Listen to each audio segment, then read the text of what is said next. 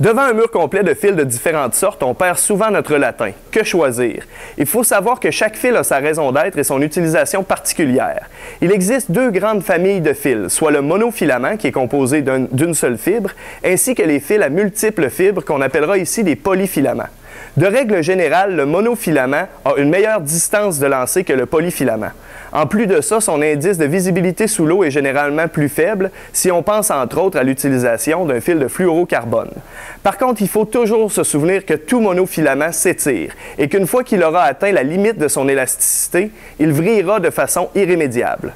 Le polyfilament, quant à lui, ne s'étire pas et donc il ne vrille virtuellement pas. Ça le rend absolument parfait pour la pêche à la traîne.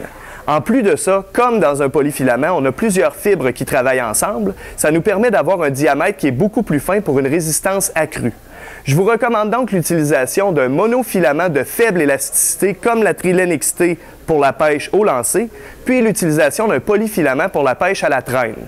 De ce côté, si vous n'avez jamais essayé la Power Pro Super Slick 8, vous devez absolument le faire. La résistance et la maniabilité de ce fil-là sont absolument remarquables.